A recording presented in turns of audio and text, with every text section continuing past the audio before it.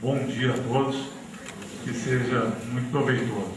Essa proposição do tema Chico e o Valde, ela é muito interessante porque ela nos abre a possibilidade de analisar com um pouco mais de cuidado a relação visceral, umbilical, estrutural que existe entre essas duas obras.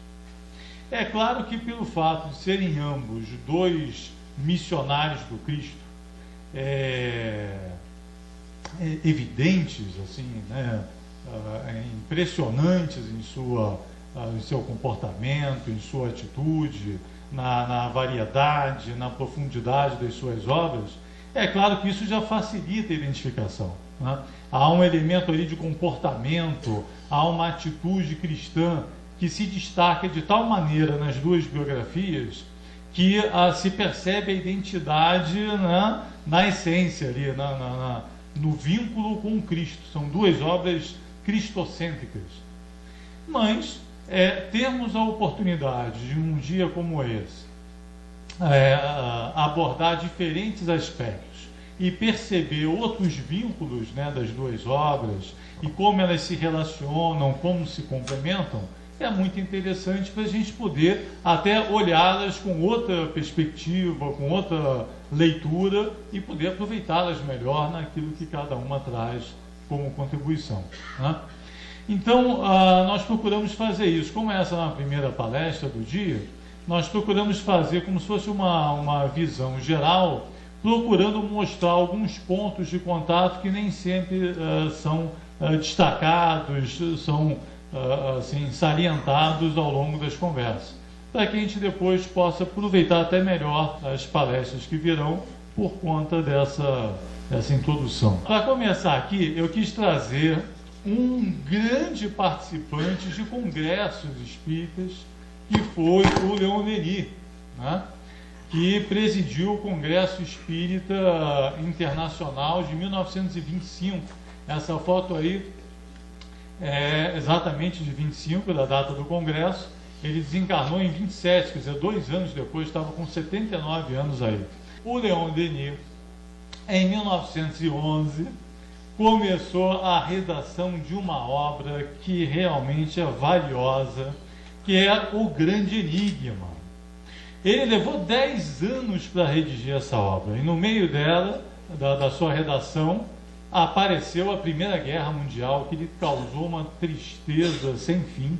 Ele já estava muito adoentado, praticamente cego, então estava realmente num momento muito difícil, né, da sua trajetória final, mas ele dedicou 10 anos desse tempo à redação de O Grande Enigma.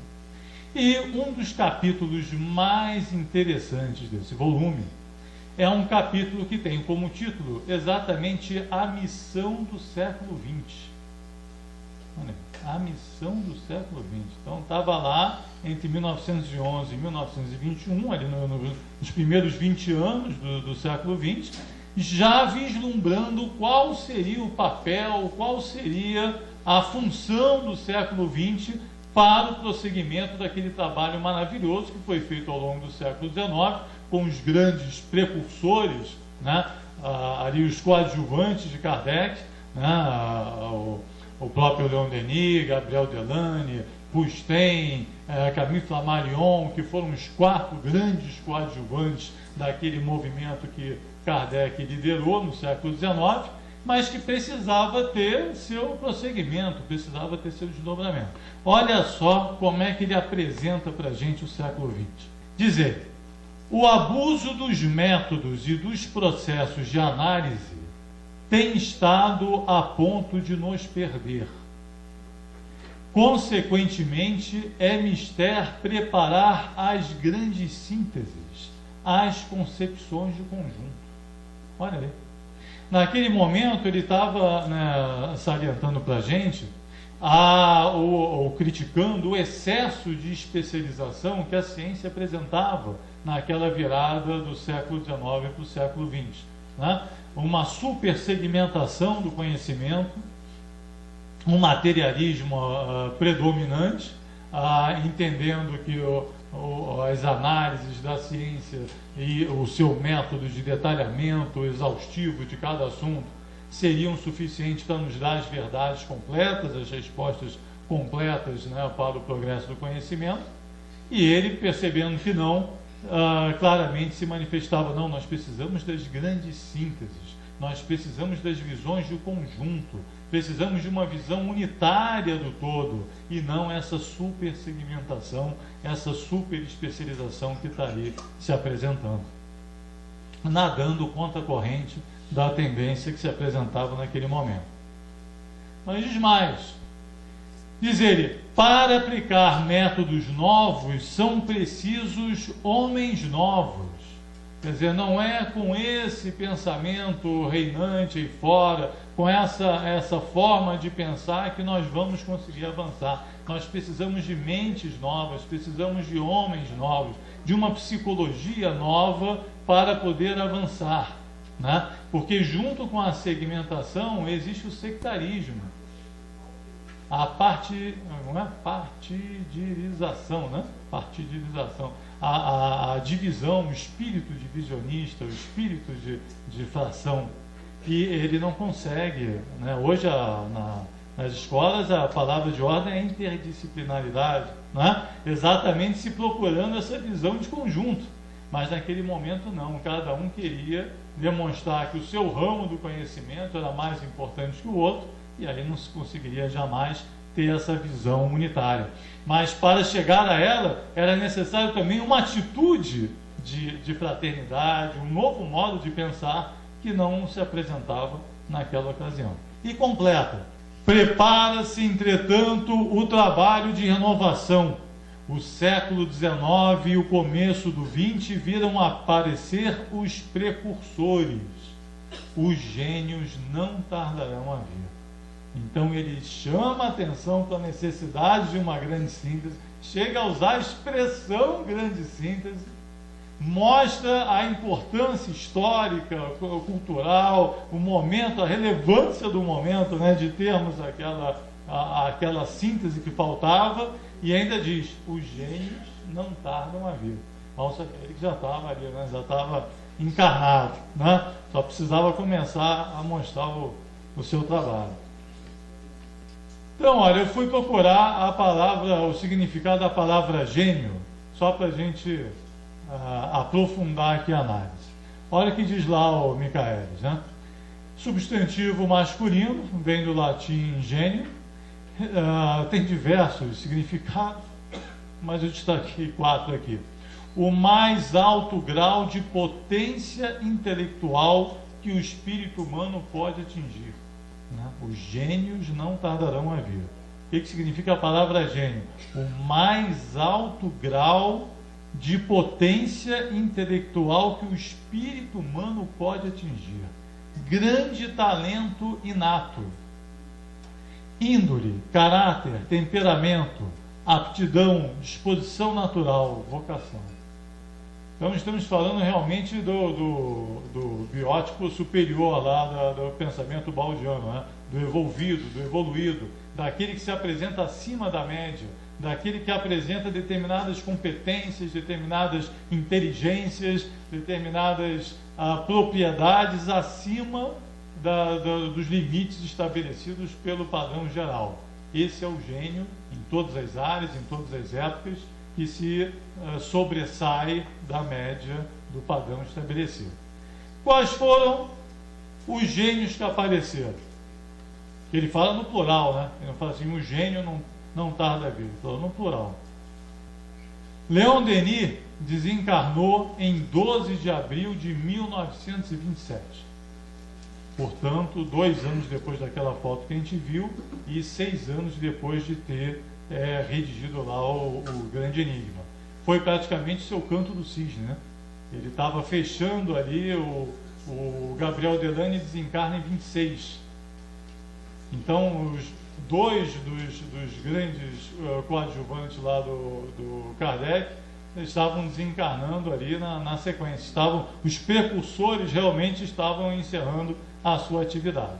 Ele desencarna ali em 27. Em 27, exatamente, na Itália, Ubaldi inicia a redação dos seus primeiros artigos. E em julho de 27, na revista Constança, Argentina, ele publica o seu primeiro artigo, que ficou imortalizado na obra Fragmentos de Pensamento de Paixão, chamado Os Ideais Franciscanos e a Psicologia Moderna. Então, exatamente em julho de 1927, Ubaldi começa o seu trabalho com a publicação dos seus primeiros artigos, né? E olha que coincidência, no Brasil, em julho, 8 de julho de 27, no mesmo mês, né, Chico Xavier começa o desenvolvimento da sua mediunidade, recebendo a sua primeira mensagem psicográfica, os dois, ambos, exatamente 3 meses depois do precursor desencarnar. Então, no mesmo mês, os dois começam. Mas, olha mais uma coincidência. Em dezembro de 31, na Itália, Ubaldi recebe a primeira das chamadas grandes mensagens, né? A mensagem do Natal, no silêncio da noite santa, escuta, né? E dá início formal ali à sua obra. No mesmo mês, no Brasil, em dezembro, conclui-se a elaboração da primeira obra psicografada por Chico Xavier, o Parnaso de Além Túmulo, com o mais belo prefácio de toda a obra de Chico Xavier, no nosso entendimento, na nossa apreciação, o mais belo prefácio da obra do Chico, dos 450 volumes, é o do Parnaso. É o Chico com 21 anos de idade, dando seu depoimento, se apresentando ao público e trazendo a sua primeira obra. Está lá o Parnaso de Além Túmulo. Gente, eu não sei se todos já tinham aqui se dado assim, consciência dessas coincidências, entre aspas, mas foi um ritmo matemático, né? Leon Denis, o precursor, desencarna lá em abril, eles começam certinho em junho e vão até dezembro de 31 e apresentam os dois as suas primeiras obras exatamente no mesmo período. Então, os gênios chegaram. Os gênios chegaram. Ora, que tipo de genialidade é essa? É uma genialidade psíquica do mais alto valor. Nós não estamos falando realmente de duas pessoas comuns. Estamos falando de pessoas que tinham capacidades psíquicas únicas, né? Que um dia merecerão realmente um estudo da parte da ciência, porque eram precursores, né, de um homem do futuro, de um biotipo do futuro, e trazendo realmente competências e características biológicas, psíquicas, completamente superiores à nossa média comum, né, ao chamado padrão de normalidade. E, ao mesmo tempo, e não coincidentemente, qualidades morais superlativas, com uma capacidade de trabalho, de sacrifício em prol do todo, em prol da humanidade, completamente acima dos padrões normais, né? Dentro daquela abordagem da evolução do amor, né, da grande síntese, estavam lá no ápice do altruísmo, no patamar do sacrifício pessoal pela causa e pelo todo, né?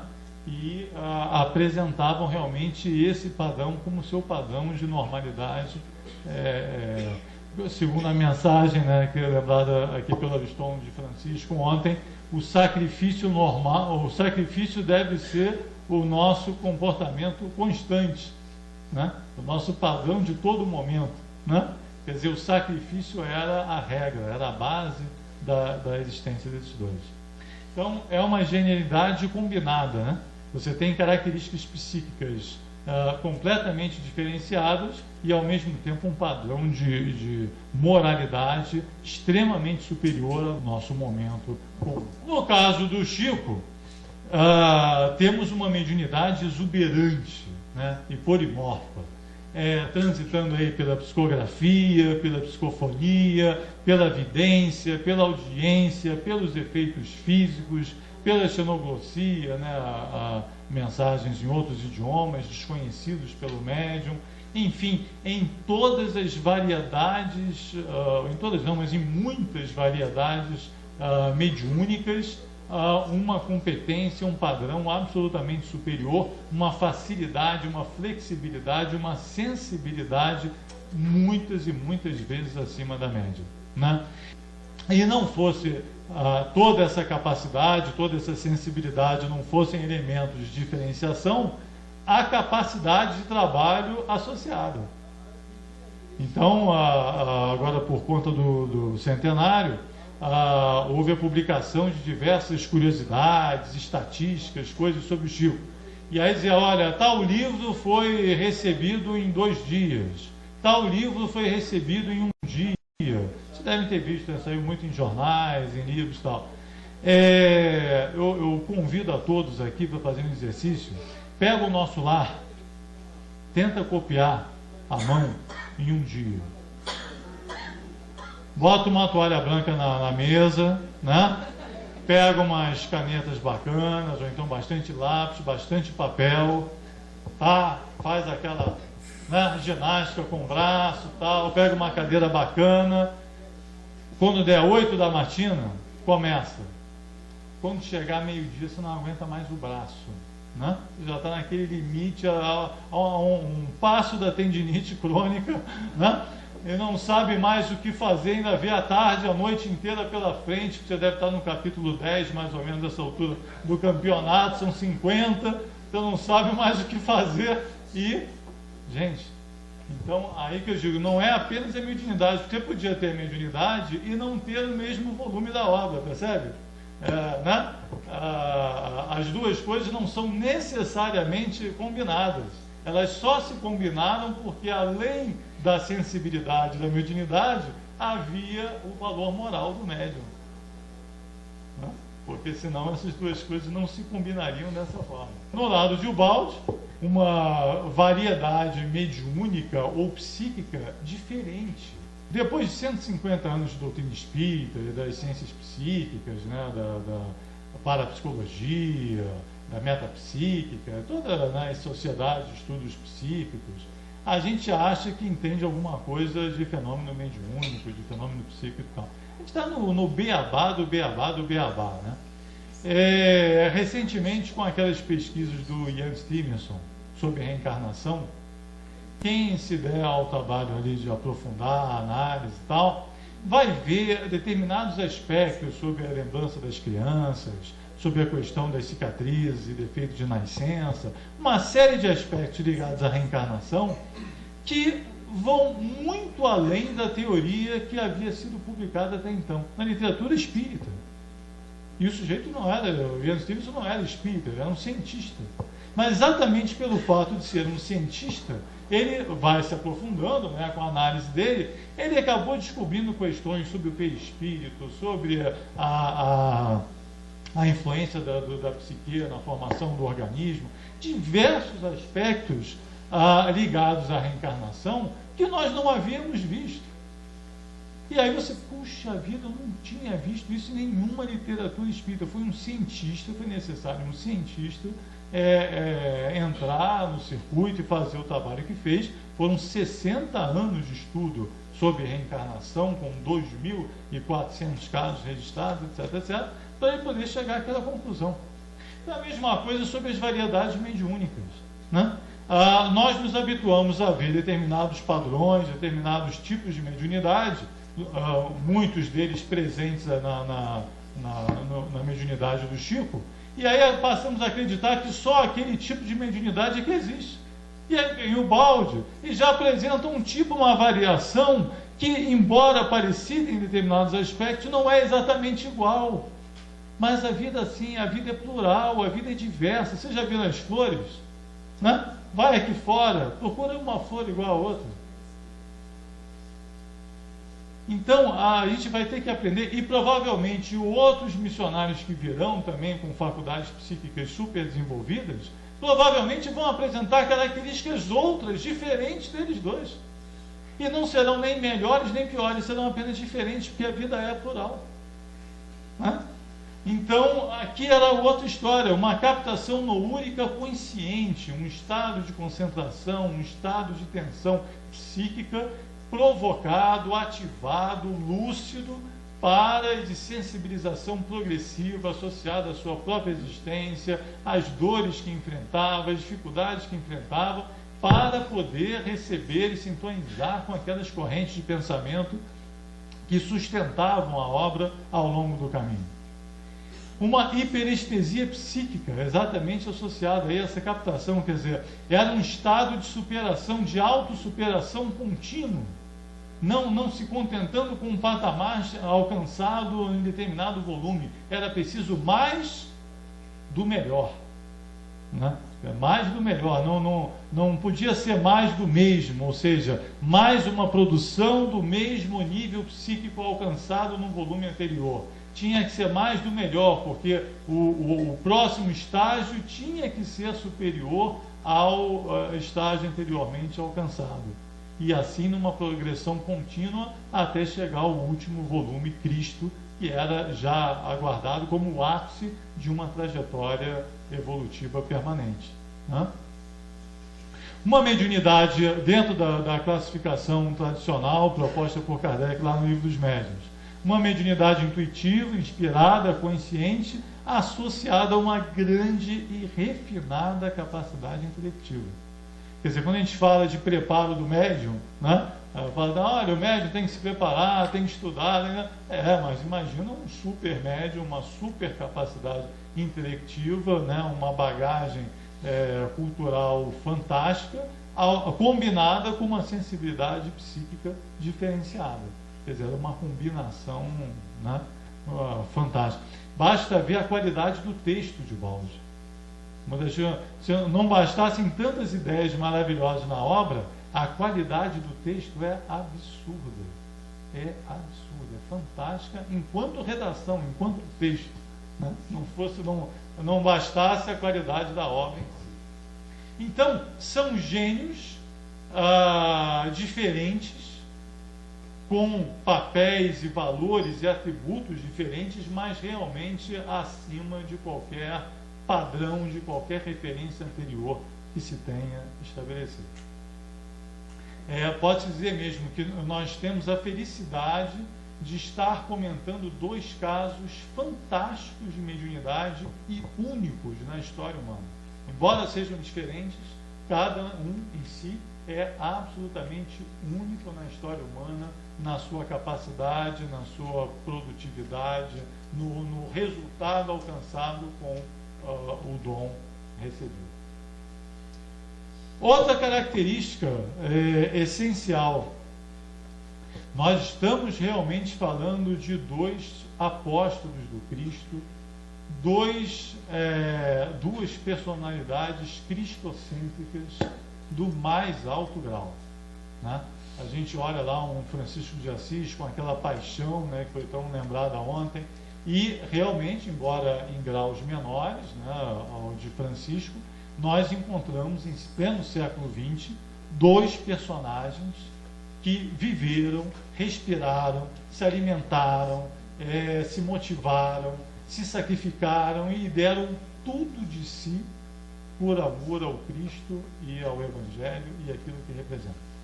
A paixão, uma coisa que chama a atenção, todas essas fotos que a gente tem visto são fotos assim dos dois mais jovens, né? Então eu volto aqui, ó, tanto o Balde quanto o Chico, a gente está vendo aqui os dois na flor da idade, né? Num bom momento orgânico. Quando você olha as fotos dos dois idosos, né, mais ali no final, né, estão no limite da capacidade orgânica. Não sobrou nada. Não sobrou nada.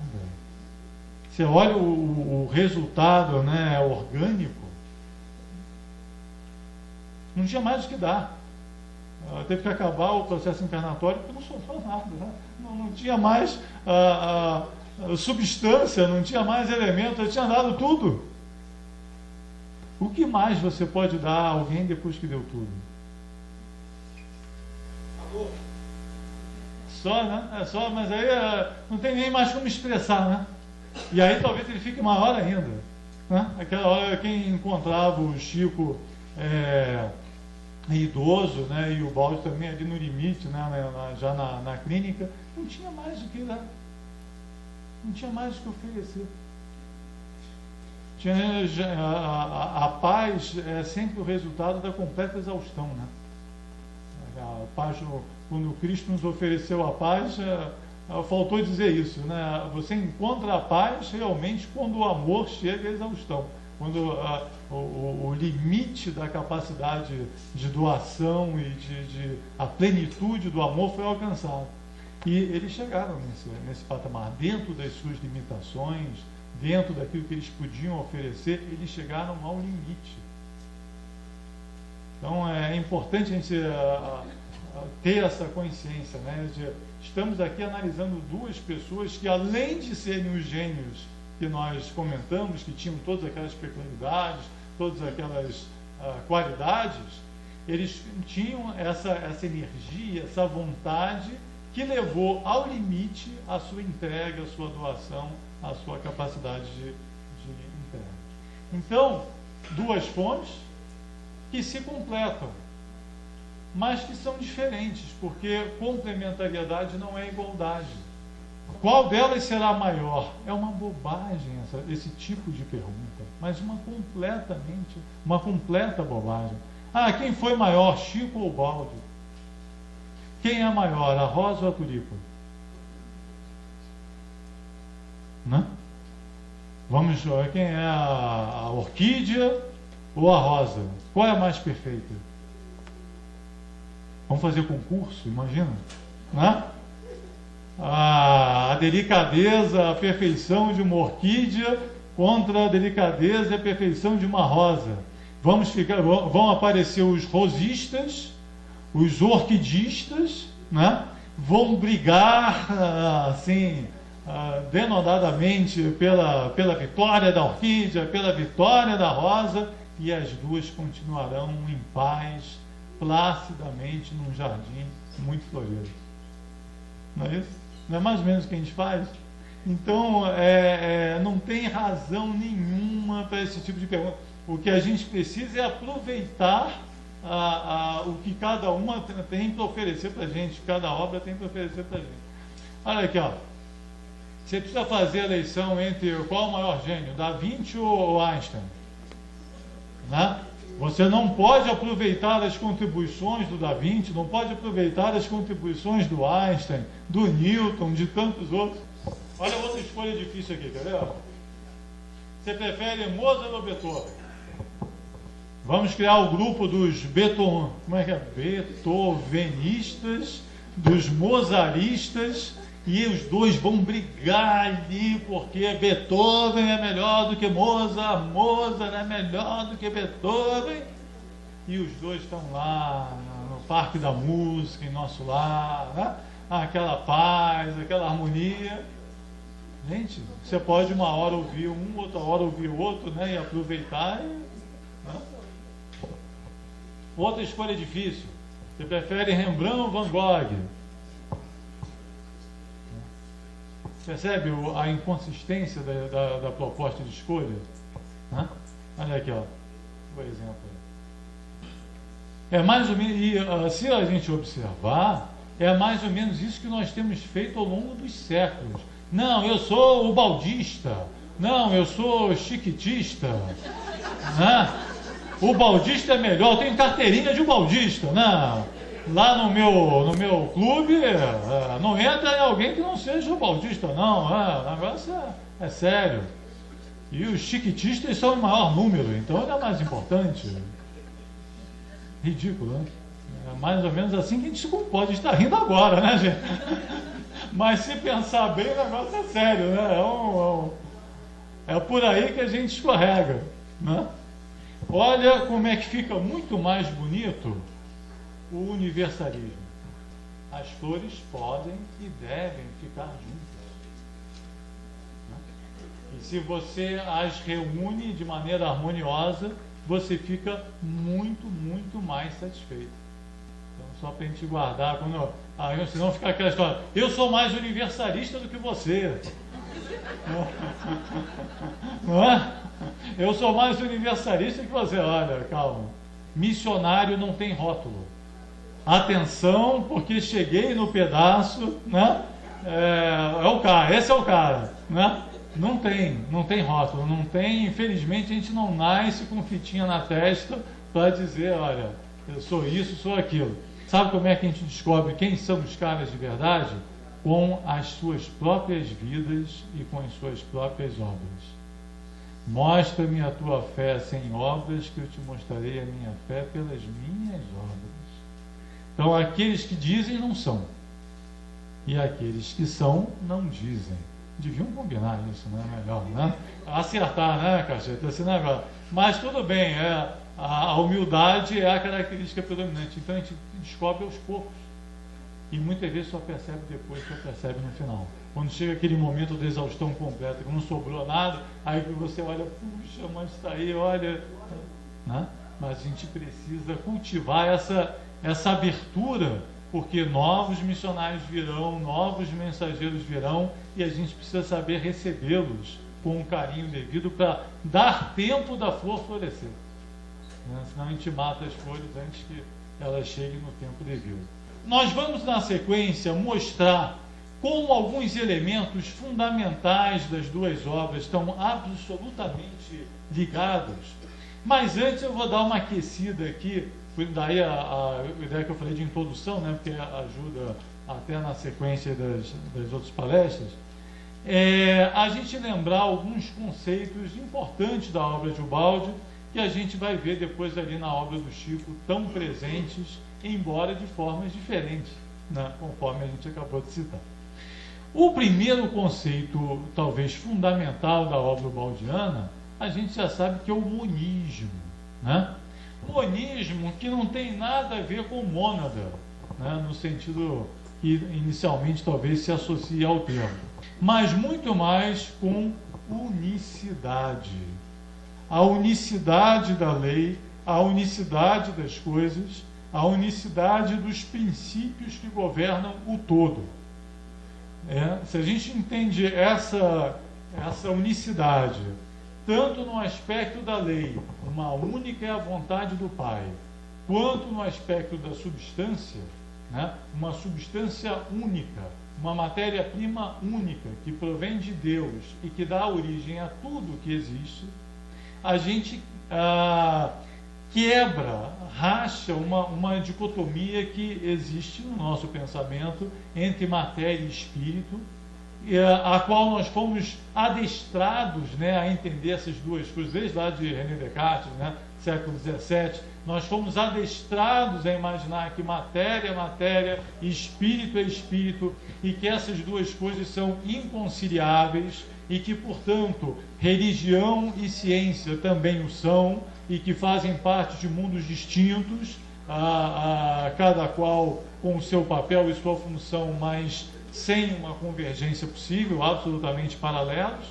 E a obra ubaldiana traz essa contribuição histórica de perceber que só se conseguirá unificar outra vez ciência e religião, essas duas grandes vertentes do pensamento humano, se nós realizarmos e percebermos que a substância é única, o pensamento é único. As mesmas leis que funcionam para o reino material se aplicam e funcionam igualmente para o reino espiritual. Matéria, energia e espírito são apenas estados diferentes da substância original, assim como água, vapor e gelo são estados diferentes, a gente aprende isso na escola, do objeto água. Então, essa ideia de unicidade é muito importante porque ela vai nos ajudar a compreender, por exemplo, a grande síntese e a toda a teoria da evolução apresentada na obra de Ubaldi.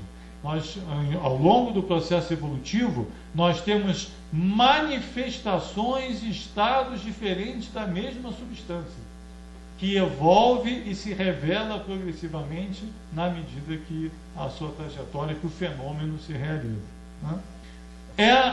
Essa ideia, o Ubaldi, né, e sua voz, né, principalmente, traduziu magistralmente, da forma mais sintética que se poderia imaginar, nessa chamada equação da substância, onde ele se serviu de letras do alfabeto grego para traduzir uma ideia principal, essa ideia principal da unidade.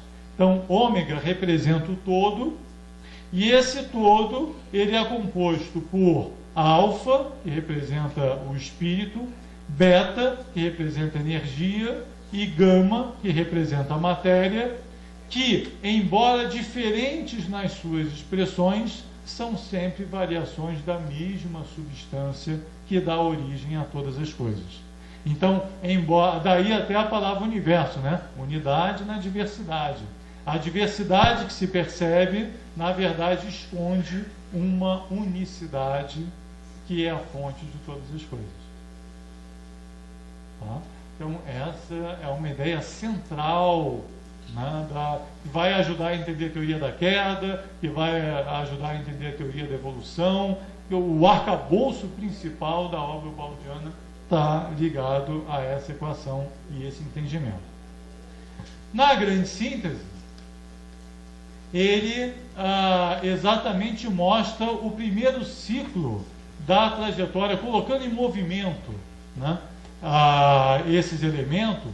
Ele mostra como a matéria surge, né, como surge a matéria no universo, como surge o universo que nós conhecemos, através do hidrogênio.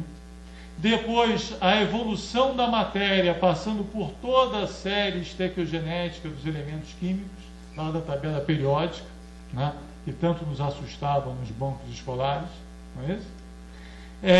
Depois, a transição da matéria para energia através da radioatividade, a circulação e evolução da energia pelo espaço através das diferentes frequências, assumindo propriedades distintas conforme o padrão de frequência alcançado, passando pelos raios gama, pela energia gravitacional, pela energia elétrica, pelas variações da cor, pelo som, enfim, por todas as variações, pelas ondas hertzianas que a gente conhece aí da televisão, do rádio, né? Então, mostrando que todas essas variações de propriedades, essas variações de comportamento, são apenas variações de uma mesma substância que, conforme a sua organização, o seu padrão de ondas, etc., se apresenta com propriedades e com funções diferentes. Prosseguindo nessa viagem, né, mostra aqui como da energia surge a vida. E com o surgimento da vida, as primeiras manifestações do psiquismo, da consciência, e depois como essa consciência evolve, passando pelas fases iniciais, né, dos reinos mineral, vegetal, animal, até alcançar a condição humana, e ainda assim seguindo numa trajetória imensa até Cristo, até o anjo, até as formas superiores de consciência. Então, na grande síntese, nós temos uma descrição completa de toda a trajetória evolutiva como nunca se viu na literatura humana. Como nunca se viu. Nunca, na história do conhecimento, se produziu uma síntese tão perfeita e, ao mesmo tempo, tão completa, tão detalhada, tão esclarecedora do processo evolutivo como foi feito na grande síntese, logo no início da obra de Ubaldi. Todos os cientistas que hoje falam da chamada teoria de tudo, os grandes nomes dessa ciência de final do século XX, início do século XXI, tentam chegar nessa visão unitária e conceitual do processo evolutivo, tentando descobrir como é que da matéria surge a vida, como é que da vida surge a consciência, mas nenhum deles, até agora, chegou perto da inteireza, da completude, da abrangência apresentada por Ubaldi na grande síntese e que marca, digamos assim, a primeira etapa da sua obra. Então, é uma obra histórica, é muito difícil para nós, que somos personagens dessa época, né, termos a dimensão do valor das obras que estão presentes e que fazem parte, né, estão aí ao nosso redor. Mas essa certamente vai marcar a história e durante muitos e muitos e muitos séculos se falará dela pelo seu ineditismo, pela sua antecipação, pela pujança conceitual que ela apresenta. Mas evolução é um movimento para fora, né? Evolução, movimento, e exatamente o prefixo que traz essa ideia da exteriorização permanente das potencialidades latentes. O reino de Deus não se encontra nem aqui, nem lá, nem acolá. O reino de Deus se encontra dentro de vós. A mensagem é a mesma, né? Na obra ubaldiana nós vemos em detalhes como essas potencialidades adormecidas no psiquismo humano se revelam ao longo do tempo. Depois de ter explorado e desenvolvido ao longo de toda a obra italiana diferentes aspectos do processo evolutivo, o Ubaldi, em 51, redige uma outra obra antológica chamada Deus e o Universo, em que ele, numa visão síntese, percebe e desenvolve o raciocínio ligado à involução, que exatamente como o nome diz, né, quer dizer, o processo de introversão, de envolvimento, que antecedeu e deu origem ao processo evolutivo, que na verdade é uma sequência do processo original que estaria aí descrito. O Ubaldi mostra então de maneira também inédita no conhecimento humano, é pioneiro nesse aspecto, como de um universo completamente espiritual, consciente, ao qual ele chama o sistema, deste universo surge o nosso universo conhecido, o universo material, que, segundo o entendimento lá do Livro dos Espíritos, Allan Kardec, poderia nunca ter existido ou mesmo deixar de existir. Questões 85 e 86 do Livro dos Espíritos. Mas que passou a existir em função de uma mudança de comportamento, de uma mudança da psicologia reinante, que era absolutamente altruística, né? Onde o Logos, o Verbo, estava com Deus, estava com ele sintonizado, e perdeu parte dele, perdeu essa sintonia pelo fato de passar a um padrão de psicologia egoística, né? Não egocêntrica, no sentido baldiano, mas egoística, pensando em si e não no todo, e dando origem ao universo que nós conhecemos. Uma frase extremamente instigante, impactante lá da grande síntese o universo é uma doença passageira no seio da eternidade. Olha só. O universo é uma doença passageira no seio da eternidade, dando um nó nas concepções humanas, outra vez com um sentido de vanguarda absurdo. Só agora, eu não sei se talvez os colegas possam trazer outra referência, mas só agora, nos anos 90 do século XX, pela primeira vez eu encontrei algum pesquisador que se aproximou das ideias apresentadas lá por Deus do Universo, que foi o Amit Goswami, naquele universo autoconsciente, em que pela primeira vez eu vi um cientista dizer que a matéria-prima da criação não era a matéria, é a consciência. Olha que bacana.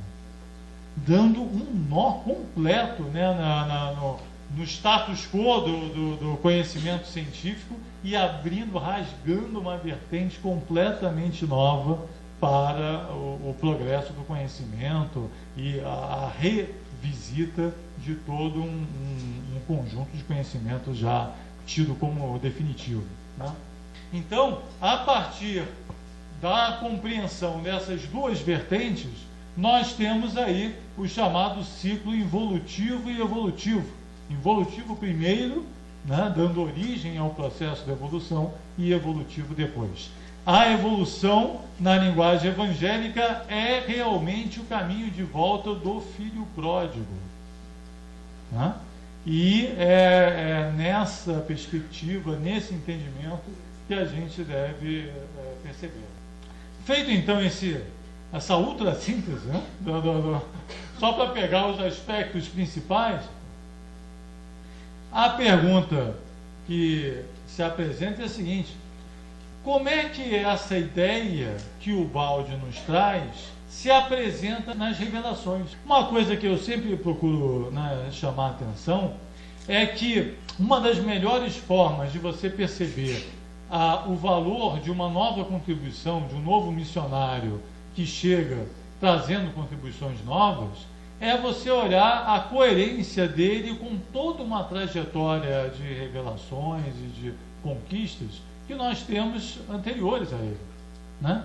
Se a fonte é o Cristo, né? Vamos dizer assim, se a fonte é o Cristo, as ideias são as mesmas e estão sempre presentes, né? Elas podem ir trocando a veste, né? Se atualizando, se aprofundando, apresentando novas formas, mas há uma coerência moral e conceitual que une as revelações quando elas têm uma fonte comum. Vocês querem ver? Olha que bacana isso aqui. A ideia da evolução. Nós vimos ali no gráfico que da matéria surge a energia, pode dizer assim, evolve, porque vem de dentro. A planta não nasce da terra, né? A gente não vê a gente vê a evolução, ou seja, a manifestação para fora daquilo que nasce da terra, não é isso? Então, com essa mesma ideia de emersão, de evolução, nós podemos dizer que a energia evolve da matéria, que a vida evolve da energia e que o psiquismo evolve da vida. Não fica mais fácil, né? Aí cada coisa vai brotando da anterior, né? Como se fosse uma planta. Olha como é que essa ideia está presente desde lá de Moisés, sempre esteve presente e apenas a gente não percebia com a clareza. Agora é fácil, né? Você olhar para trás e perceber, moleza. Mas ela sempre esteve ali, a gente que não via. Gênesis de Moisés. E formou o Senhor Deus o homem do pó da terra. Olha só, eu tenho aqui a ideia do homem, né? Da consciência do ser humano, e aqui o pó como representante do mineral, né? Ali, ó. É uma ideia poética, mas está ali, ó, do pó ao homem. Olha a frase aqui de João Batista, registrada lá por Mateus, no capítulo 3, versículo 9. Porque eu vos digo que mesmo destas pedras, Deus pode suscitar filhos a Abraão. Aqui, ó, pó, pedra, homem, filhos a Abraão. Né? A mesma ideia. É claro que o simbolismo vai mudando. Agora vamos ver ali na revelação de Kardec, na codificação kardeciana. Tudo se encadeia na natureza, do átomo ao arcanjo. Ó, átomo, pedra e pó. Que começou um dia por ser átomo. O arcanjo estava encarnado lá por ser átomo. Então, ó, arcanjo, filhos a Abraão, homem, pó, pedra e átomo. A mesma ideia. E aí chega o Balde e traz a sua contribuição. Do urânio ao gênio, traçaremos uma linha que deverá ser contínua. É a mesma ideia, não é? Então, muitas vezes, quando aparece aí uma figura nova, se você for ver aí na essência, a revelação continua, ela se aprimora, realmente o fraseamento aqui é perfeito, é o que a gente fala da redação de Balde, né? Do urânio ao gênio traçaremos uma linha que deverá ser contínua. A ideia está clara, está presente ali, você rapidamente intui, né, o que está se apresentando. Mas Aqui ela já estava um pouco mais clara e aqui estava num simbolismo, mas a ideia é rigorosamente a mesma. Vamos ver na involução. Olha aí, ó. E criou Deus o homem à sua imagem. Esse é um pouco mais difícil, porque ele não é tão literal quanto da evolução, mas a gente pega do mesmo jeito. Olha ali, ó. Gênesis capítulo 1, versículo 27. Deus criou o homem à sua imagem. Ora, qual é a melhor definição de Deus que nós temos até hoje? É de Jesus, né? Só o Filho do Homem viu ao Pai, não é isso? Então, a melhor descrição tem que ser a dele, né? Então, Deus é Espírito. Deus é Espírito. E no princípio era o Verbo, no princípio era o Logos, no princípio era a consciência, no princípio era imaterial, né? Deus nos fez a sua imagem e semelhança, significa que nos fez igualmente consciência, imateriais, espirituais. O efeito é tão mais semelhante à sua causa, quanto mais próximo dela se encontra. Vou repetir, o efeito é tão mais parecido com a sua causa, quanto mais próximo dela se encontra. Onde é que está a água mais pura? Está próximo da fonte. Onde é que está o calor mais intenso? Próximo da chama. Onde é que está a luz mais forte? Próximo da lâmpada. Então, olha a frase ali do Livro dos Espíritos, ó, na introdução, eu destaco a da introdução, e não das questões 85 e 86, né, do Livro dos Espíritos, com essa frase, porque na introdução Kardec fez um resumo da doutrina espírita. E nesse resumo ele procurou colocar o principal, né, aqueles pontos que ele mais entendia serem determinantes. E ele colocou exatamente esse, olha, que combina exatamente com os pontos anteriores. O mundo espírita é o mundo normal, primitivo, eterno, pré-existente e sobrevivente a tudo. E aí eu poderia aqui acrescentar: o universo físico é uma doença passageira no seio da eternidade, né?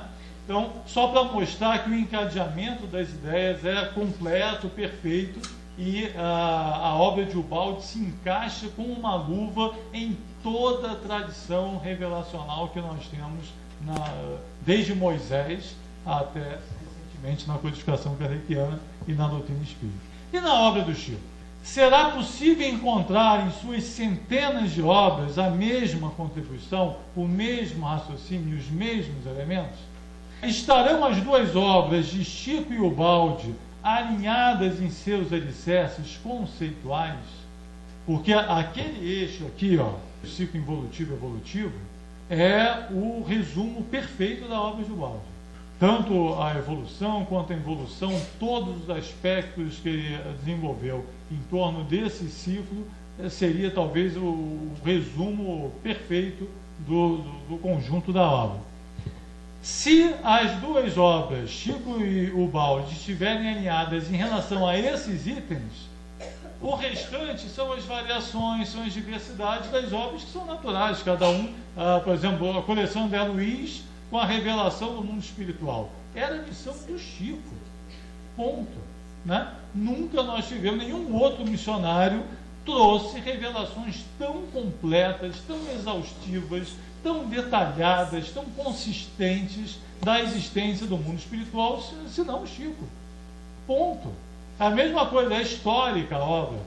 No futuro, quando uma sociedade mais espiritualizada, conhecer as cidades espirituais, quando vai ter turismo, né, do plano físico, do espiritual, com passagem de ida e volta, né? Você vai poder conhecer.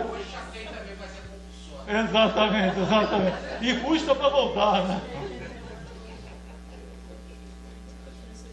Então vai ter tudo, vai ter videoconferência, vai ter, né, como é que é, como é que é a visão computador e TV de vídeo, como é que é? Webcam não, mas a da Sônia Rinaldi lá, como é que é? Da transcomunicação, vai ter tudo, transcomunicação com webcam, vai ter de tudo, né? Vai ser muito chique. Mas essa sociedade futura, alguém vai olhar para o Chico com um carinho sem igual e vai dizer assim: meu Deus, que antecipação, que obra maravilhosa, e como é que ele pôde antecipar isso tudo dessa forma, né?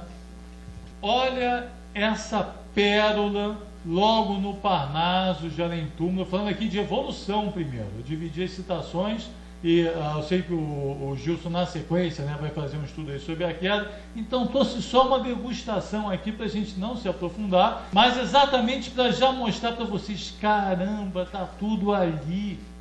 A mensagem é a mesma, é um pensamento, é o pensamento do Cristo em diferentes colorações, em diferentes variações, mas a ideia e a mensagem são rigorosamente as mesmas. Então, olha esse primor de poema, né? E dizia Cecília Meirelles que a arte é o dom de traduzir o infinito numa só expressão, né? E está aí a riqueza uma versão poética, seria uma síntese poética do processo evolutivo. Eu peguei só aqui as primeiras estrofes, né? De onde venho? Das eras remotíssimas, das substâncias elementaríssimas, emergindo, olha aí, ó, emergindo, até a palavra tecnicamente falando está perfeita, né? Emergindo das cósmicas matérias, venho dos invisíveis protozoários, da confusão dos seres embrionários, das células primevas, das bactérias. Venho da fonte eterna das origens, no turbilhão de todas as vertigens, em 1000 transmutações fundas e enormes, do silêncio da mônada invisível, do tétro e fundo abismo, negro e horrível, vitalizando corpos multiformes. Sei que evolvi, e sei que sou oriundo do trabalho telúrico do mundo, da terra no vultoso imenso abdômen, sofri desde as intensas torpitudes das larvas microscópicas e rudes a infinita desgraça de ser homem. Aí você pergunta, o que é melhor, a rosa ou a tulipa? Né? Quem é maior, o Chico ou o Bowser? Tá aí, gente, é pra gente desfrutar disso. Quer mais? Há alguns dos anos também o poema chamado Evolução, né? Se devassássemos os labirintos dos eternos princípios embrionários, a cadeia de impulsos e distintos, rudimento dos seres planetários, tudo o que a poeira cósmica elabora em sua atividade interminável, o anseio da vida, a onda sonora, gente, parece que está resumindo lá o processo da evolução da energia, que percorre o espaço imensurável, veríamos o evolver dos elementos, das origens às súbitas asceses, transformando-se em luz, em sentimentos, no assombroso prodígio das esteses, no profundo silêncio dos inermes, inferiores e rudimentares, nos rochedos, nas plantas e nos vermes, a mesma luz dos corpos estelares. É uma pérola, é uma obra-prima da literatura universal, poderia ter um panteão para esses poemas em qualquer museu do mundo, né? Devia estar no Louvre, né? Do lado lá da Mona Lisa, botar esse poema na sua extensão, que é imenso, aqui eu trouxe só o iníciozinho, para a gente ter uma ideia. Agora vimos em poesia, quer ver em prosa? Está lá, o Calderaro, no Mundo Maior, página 49. Por quê? Porque tem gente que vai entender a ideia pela poesia, mas tem outros que precisa da prosa, precisa daquela versão romanceada do André Luiz. Então, a cada um segundo a sua necessidade. A ideia é a mesma, mas ela se apresenta de forma adequada à necessidade de cada um. Está aí, ó. Na verdade, não há nisso mistério algum. Voltemos aos ascendentes em evolução. O princípio espiritual acolheu-se no seio técnico das águas, através dos organismos celulares, a história toda. Eu não vou ler aqui para a gente não... Mas só para mostrar que tem lá um poema brilhante, absurdamente brilhante, e tem também a explicação em prosa, numa linguagem mais simples, né, de acordo com a necessidade de cada um. Consegui me furtar aqui a trazer uma citaçãozinha sobre a ideia da unidade da substância. Concluímos assim que há fluidos materiais e fluidos espirituais, que os primeiros são elementos inconscientes e passivos, e os últimos a força eterna e transformadora dos mundos, salientando-se que uma só lei rege a vida, monismo, uma só lei rege a vida, em sua identidade substancial. Está aí Emmanuel fazendo coro com sua voz, né? No Consolador do Emmanuel, até as expressões são absolutamente as mesmas que se encontram na grande síntese. Estão falando em coro, literalmente em coro. Evolução da matéria é um título de um capítulo da grande síntese. As individualizações químicas possuem igualmente a sua rota para a obtenção das primeiras expressões anímicas. É exatamente um resumo do ciclo de evolução da energia para a vida descrito na grande síntese. Através da radioatividade verifica-se a evolução da matéria. Idem, está tudo lá exatamente igual. Exatamente igual, com as mesmas palavras. Vamos ver sobre a queda. Olha que primor, que Castro Alves, através de Chico Xavier, no Parnaso de Além Túmulo, né? Há mistérios peregrinos, no mistério dos destinos, que nos mandam renascer. Da luz do Criador nascemos, múltiplas vidas vivemos, para a mesma luz volver. Olha a ideia do ciclo aí, né? Ciclo, evolução, evolução. Perfeito. Só que é uma poesia. Você pode escolher o gráfico, você pode escolher a equação da substância, ou pode escolher o poema. O que você prefere? Pode. É a linguagem de cada um. A vida é múltipla, né? Outra, poema de Bocage, recebido também pelo Chico, também com a ideia da queda. Vive o homem no mundo sorte dura, por estranho caminho arremessado. Fera o titã cativo a negro fado, do berço morno à fria sepultura. Triste filho dos céus, de alma perjura, desprezível Adão acorrentado, ao desterro de sombras do passado, respira o lodo e chora a desventura. Ao vão orgulho, a esse Deus inimigo, altares vãos erige, por vaidade, que na treva o mantém revel mendigo.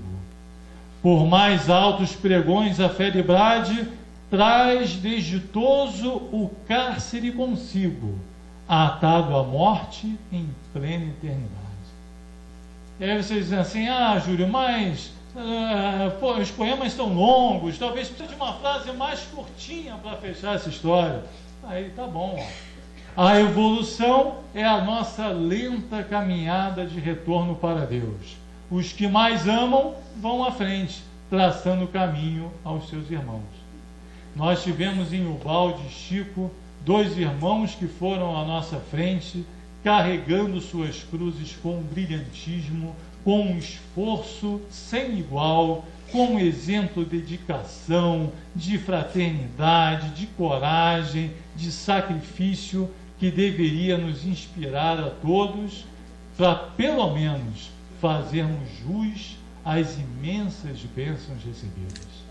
Que Deus abençoe o nosso 15º Congresso Pedro Baldi e que possamos sair todos aqui imbuídos de transformar nossas vidas na direção do amor e da fraternidade universal. Que Jesus nos abençoe a todos.